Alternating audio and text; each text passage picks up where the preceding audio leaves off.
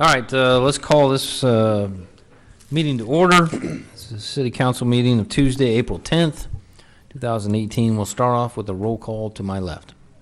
Brian Schwan, council member. Caroline Hale, council member. Troy Tabor, council member. Ben Lawrence, mayor. Clark C.R. Nelson, council member. Greg Schneider, council member. Mike Warrington, council member. Mike Keller, police chief. Donna Davis, chief financial officer. Mike Roosevelt, deputy fire chief. Jenny McCausland, assistant city administrator. JT Klaus, city attorney. Les Mangus, director, public works. Susan Renner, city clerk. Mark Detter, city administrator. All right, item 3 is invocation. I don't see anybody from the Ministerial Alliance. Troy, would you be happy to lead us, please? It'll be my honor. And bow your head, please. Jehovah God, thank you for allowing us to get together again to talk about the community and the needs of the community and guide us in everything we do, think, and say, and any actions we take tonight to make sure it's the very best in your eyes and for our community. In Jesus Christ's name, amen. Will you stand with us for the Pledge of Allegiance?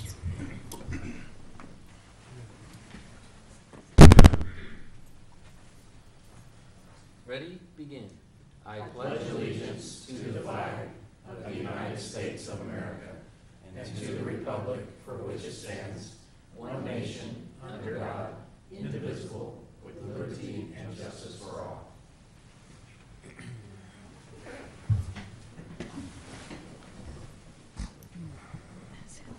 All right, we'll move on to item number 5, which is the public forum. Is there anyone here that wishes to address this council? Yes, sir. If you come to the podium, state your name and address for the record, please. Yes, my name's Joel Shepis. I live at 404 West Ellis Court here in Andover, 67002.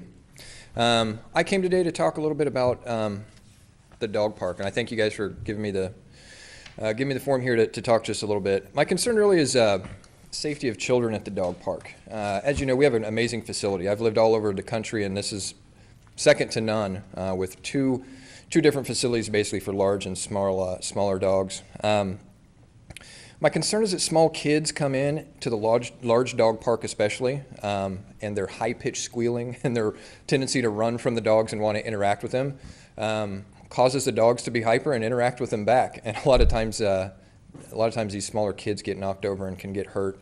I've witnessed it a few times, nothing too major, and there's really been some understanding parents out there knowing that, hey, the kid's in the dog park.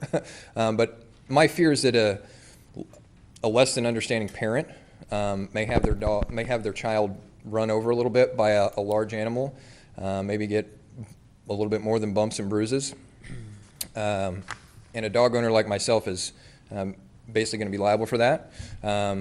And ultimately the kid has a bad experience, and if it really goes the wrong way, I might have to put one of my dogs down because of perceived aggressive behavior when my dog's just trying to let off some steam at a local dog park. So I did a little bit of digging around. I found the Humane Society of the United States has some really good guidelines for and suggestions for municipalities when they're putting together dog parks. And I didn't get my information into you guys soon enough. I traveled last week. I didn't get it to get it to Sue quite early enough. But I would like to, if all right, read one of their suggestions that they have. And I'd like to point out, other than this one suggestion, the majority of what their recommendations are posted very clearly. I think we do a great job in the city to, if we weren't reading from this, we took it from someplace similar to this when we came up with those rules that are currently in place. But verbatim, they say, small children should not be brought into the dog park. Small children can be harmed inadvertently by a playful dog. Chasing may be viewed as a threat to a dog, and running away from and high-pitched screaming may trigger hunting instincts in a dog. A responsible dog owner needs to devote his full attention to watching his dog. I don't want to be the guy that says, boo kids, they can't come to the dog park. But I think we have a unique opportunity having a small and a larger dog park to maybe find a compromise or a happy medium. Maybe having the smaller dog park be designated to where kids can come in. Or I wouldn't be opposed to posting some hours where, hey, kids aren't going to be allowed from this time to this time. And me as a responsible dog owner, I wouldn't want to take my dogs, that is, I call them my boys, to a dog park where they could hurt a young child and I'd be liable. And I would adhere to those hours just for that purpose, to avoid that. I'm the dog parent of a 70 and 80 pound boxer, and they are 1 year old and they are rambunctious. And you get a 35 pound 3 or 4 year old running around trying to play with them, and it can get dangerous even if the dogs are just being playful. So like I said, I don't want to kick kids out and not let them be a part of it, but I think the city does a good job to give resources to kids in this area. I don't think it's unreasonable to think that we can come to some type of an agreement where the dog park can be used specifically for dogs at certain times. That's all I've got. Fair enough. Thanks.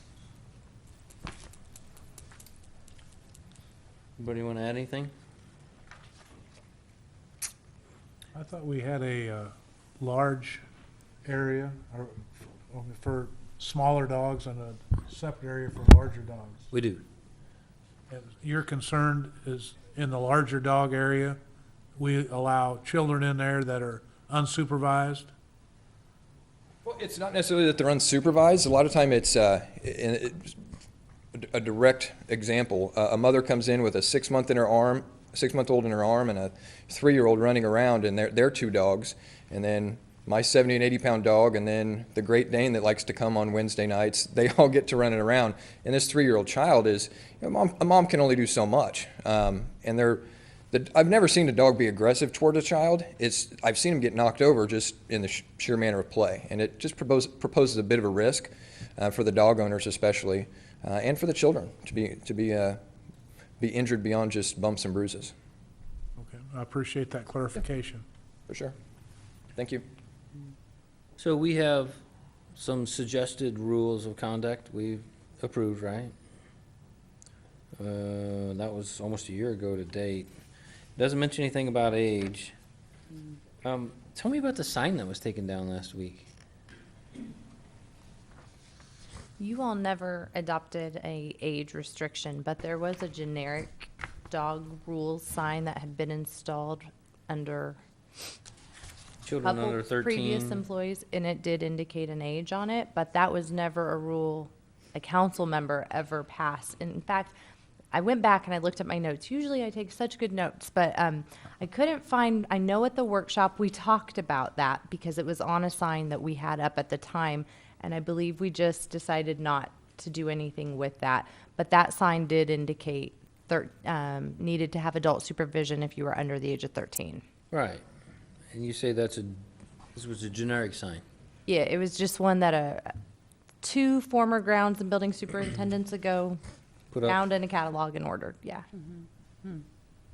I don't see anything wrong with saying that about adult supervision, although, I don't know, a 12-year-old, how do you decide when a child is responsible? And I hate to get into that, but I would certainly be supportive of something that would be, parents bringing children into the park, that the parents are responsible for the safety of their children and not, I hate to say bring your kids into this park at your own risk, but it's that kind of language. I would hate to keep children from coming in because there are some parents that wouldn't have any problem controlling, and this is all part of the family experience. So I really would hate to say, no, you can't bring your children into this dog park. But on the other hand, I appreciate this resident's concern that he could become liable just because his dog was rambunctiously running around and a toddler got knocked over. So I wonder if there's something we could do. Well, that I would think cover this sign, both. it says, it doesn't say they're not able to go into the dog park. It just says if they're under this age of 13, they must be accompanied by an adult and supervised at all times. And, it says use park at your own risk. True that. I don't know. Why do we take down the sign? Because they're not the rules you adopted, so Okay. it felt like we shouldn't have rules posted that weren't. Enforceable? Well, yes, especially because the issue had come up about age, and you've never formally adopted anything about age, and then we had a sign up there that said under 13, so Got it. I guess that would be. If we post something or adopt something that even says use at your own risk, would that then make a dog owner not liable if there was an accident? Oh, all right. Would that even cover that? You're getting Somebody JT. can go after somebody anytime they want, probably. I'm not sure I 100% know the answer to your question.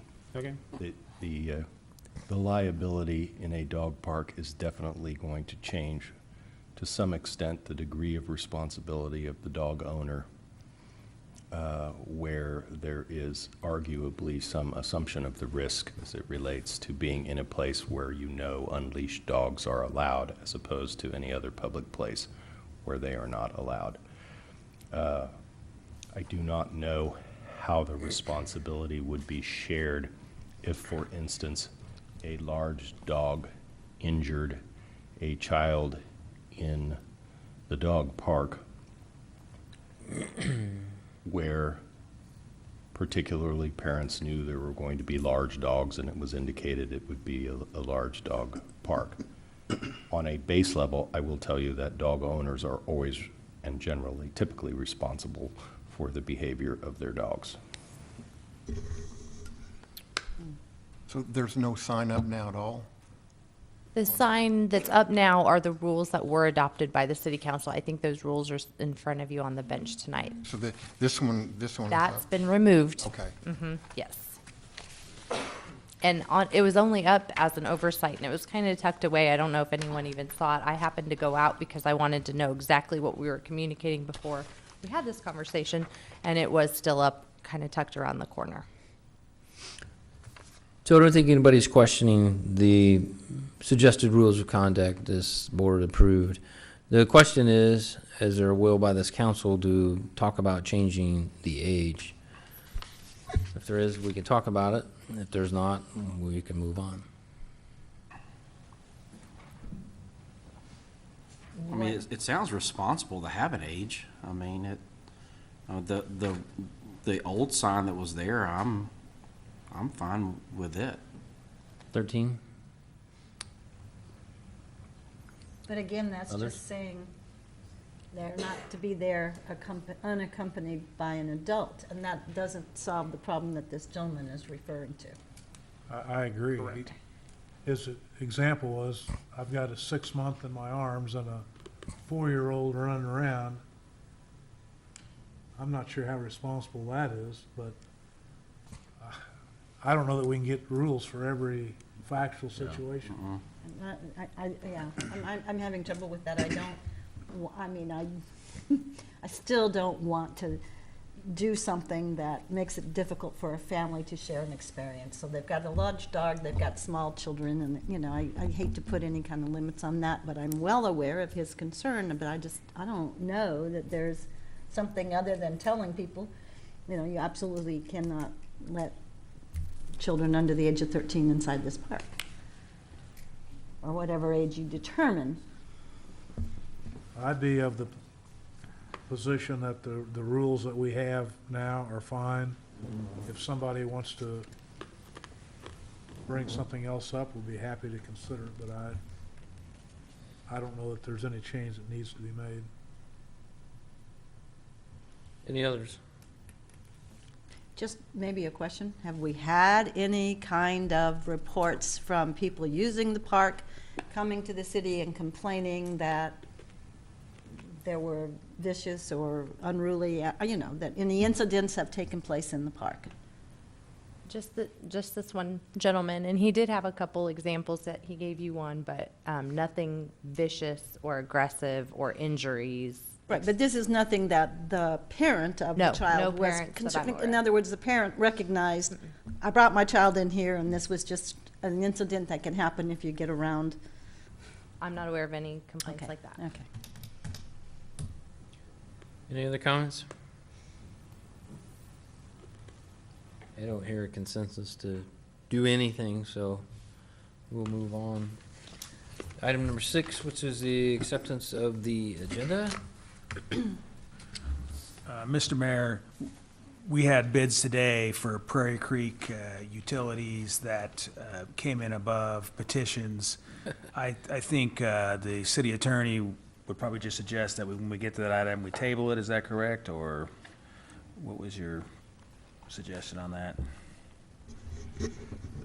You either need to table that item when you get there until new petitions can be submitted, or you can just remove it from the agenda now, whatever the council pleases. And the other thing is, I want to add a second executive session under personnel. So we're talking about 11.3, right? I think we're talking about And frankly, 11.4. number 10.1, Prairie Creek. Oh, sorry, Prairie Creek. That was on Cornerstone. Mr. Mayor, I would move to approve the agenda as presented with the exceptions of a second executive session and the elimination of section 10.1 on the Prairie Creek second, since we don't have any bids within the engineer's estimate. Second. Motion by CR, second by Troy, to accept the agenda with the exception of removing item 10.1 and the adding of a second executive session for, you said, non-elected personnel. Further discussion. All in favor, say aye. Aye. Any opposed? Motion carries. Item number 7, a proclamation regarding National Public Safety Telecommunications Week, April 8th, I can see her back there, through the 14th. I tell you what, it's a pretty important position because our telecommunicators have the first and most critical contact with our citizens. And frankly, after that, they have a secondary duty